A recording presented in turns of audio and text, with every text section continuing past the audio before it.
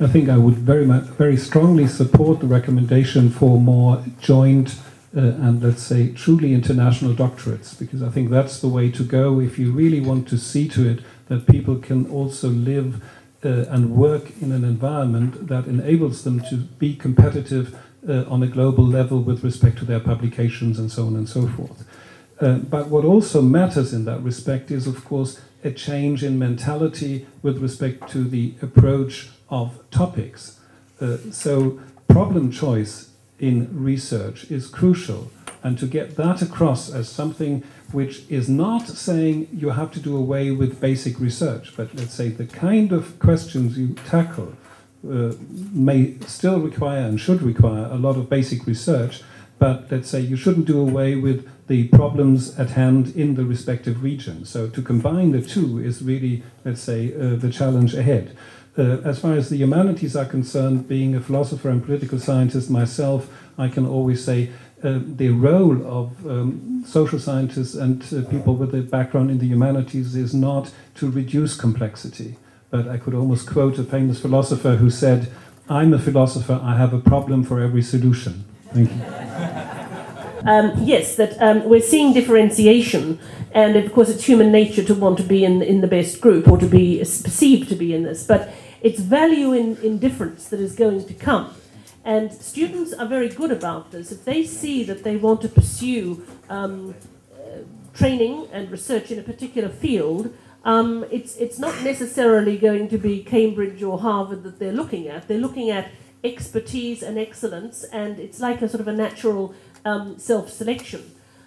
This, I think, is going to come in the future, and something like joint doctorates are a very, very good place to start, because the evaluation or the criteria for this is going to be quite different from this numerical, how many patents did you produce, or how many people with publications have you got. It's a set of indicators which are much more practical. Last but not least, I have to say to my colleague, I will not take it back, because my family happens to be of French origin, and it's true that the French and the Latins are enormously individualistic, and they have got evaluation agencies, but of course they have no intention of applying them in the same way.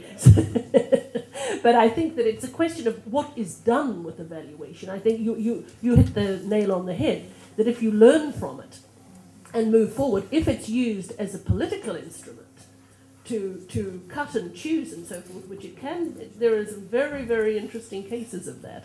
It is used as a political instrument to promote or to destroy certain entities and programs, and we have a lot of evidence on that. That would be the negative use of it. Down our end of the, I was saying to someone, actually to Willem today, Australia and New Zealand would be considered in the south and in the east, but we would also be in the north and the west in terms of a western country in the northern. So we're a little bit, that's what comes from living so far away.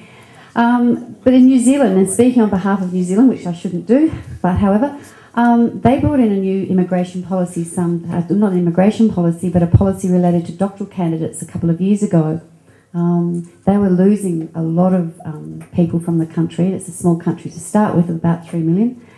And so they brought in that doctoral candidates would be treated in the same way as domestic students, so they would pay the same fees, which weren't very high. Their spouses could work full-time, which was an unusual move. Their children would get free school education and they'd get free health. This was all as a way of trying to attract doctoral candidates who were studying in New Zealand to stay, because it was such an attractive environment, and I know people who've done that. So that was a very specific practice that was brought about there. So it's sort of the opposite to what you had asked me, but that's just one example that, which is quite different from what happens in Australia, for example.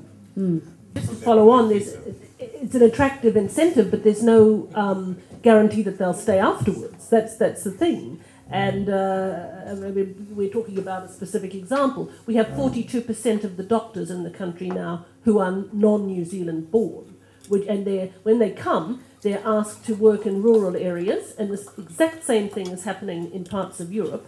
And people will accept to start there, but then they want to move to the urban centres, which is a social science problem again. So this is natural. Immigration is one of the perennials, because any country is going to privilege entry for the people it needs. And if people are going to be viable, working, contributing, rather than, of course, the other extreme is the refugee population, which everybody has to accept because it's social justice. But it's something that is very, very hard to regulate, but I think it would be unrealistic to think that's going to change a lot.